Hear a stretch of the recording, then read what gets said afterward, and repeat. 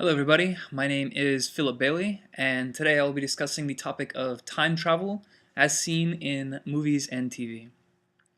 So when you watch TV or you're seeing a movie that has to do with time travel, you'll usually come across one of three very popular concepts that are out there.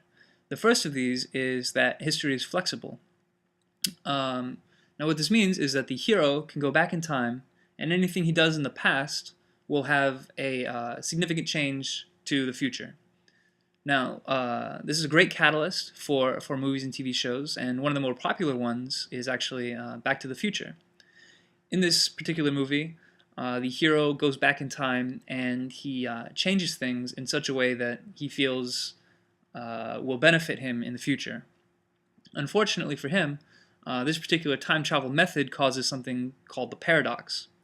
And in the paradox, instances of events will occur that cannot occur. So by him going back in time, he affects something with his parents that causes him to never be born. Now, if he's never been born, then how can he go back in time to affect his parents? And this is what we call a paradox. It's very common in this particular concept. The second concept that we're going to talk about is parallel dimensions. In this, the paradox is completely eliminated because when you go back in time, you don't go back in your own timeline. You, in fact, go to a different timeline. So if you were to kill your father, for example, you wouldn't actually kill your father. You would kill the father of yourself in that particular timeline. A movie that covers this is the new Star Trek movie. Now, it doesn't come back and kill anybody, but what happens is Spock comes back in time to try and save his homeworld, and by doing so, he comes back into a different timeline, and the entire series is veered off in a direction of their own. This is interesting because when you go back in time in parallel dimensions, you have probably no way of knowing which parallel dimension you'll actually be going into. And this is significant because anything in the entire universe, that has a choice will create a parallel universe. Now what this does is it could possibly create an infinite number of parallel universes. This obviously boggles the mind to think that there's an infinite number of things going on in just different branches. But if we're talking about a theoretical time travel, then why not? We can also talk about theoretically infinite number of universes. The third concept that's not quite as popular, but is my personal favorite, is that history is fixed and is unchangeable. So if you go back in the past, it will have already happened, which is very interesting because if I were to stop myself right now, I should come in and slap myself, and it will have already happened.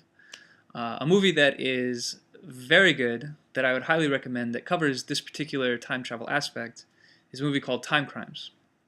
And in this movie, not to get too complicated, but the hero, Hector, performs a crime, and in order to prevent himself from doing that crime, he goes into a time machine and goes back to the past. And he effectively becomes Hector 2. And Hector 2 goes through, he commits another heinous act, and he wants to go back and change it again, so he goes back in time again and creates Hector 3. So during this timeline, there are actually 3 Hectors going on until after the second time that he goes back in time, in which case there's only 1 Hector from that point on. So it wraps itself up nicely. This is a fine concept, except it eliminates the idea of free will. So if, again, I were to come back in time and talk to myself, that prevents me in the now from ever changing my mind because it will have already happened. I have to go back and talk to myself. So now that you know 3 of these concepts, you may be thinking, oh, well, what about this? What about this? And there's tons and tons of different ideas out there. One of the more interesting ones that I found was actually in an episode of Futurama. And in this episode, the professor creates a machine that can only go forward in time, which sounds kind of interesting, right? It's more like a stasis machine.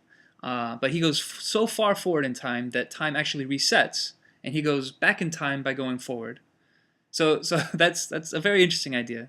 One of the things that's covered in here is the machine is stationary in that one particular area. So as you're sitting in your pod in a time machine, I would personally think that you would just be there. So if you wanted to go 200 years in the past, you would sit there in your pod 200 years prior, and you would actually already be there. which again just boggles the mind. Also, along with the idea that if that isn't how time travel works, if you don't actually sit there for that amount of time, you would have to account for orbital rotation and all that stuff, because if you went back in time one day, the Earth would have rotated around the sun so far that you would actually end up in space. All very interesting ideas. The last thing I want to talk about is in the year 2000, a time traveler claims that he came back from the year 2036, and he has just predictions of the future. And his name was John Titor. This was interesting because he actually had detailed schematics on his machine that we currently cannot do because it contains parts that we don't know how to create. But in theory, apparently, it seems like in theory it could work. So this is a very interesting idea that a time traveler could have actually come back in time and is already talking to us. Though if you want some more scientific information on time travel, Stephen Hawking and Michio Kaku are very versed in this particular concept, and there's tons of stuff online about them just discussing the idea of it. I'd highly recommend it. But aside from those two men and me, of what I believe in time travel, what do you believe in time travel? This is obviously a theoretical thing, so anyone can have any kind of idea or thought about it, but hopefully this particular presentation is giving you some food for thought in maybe getting you to think more about time travel. Alright, thanks a lot, guys. Take care.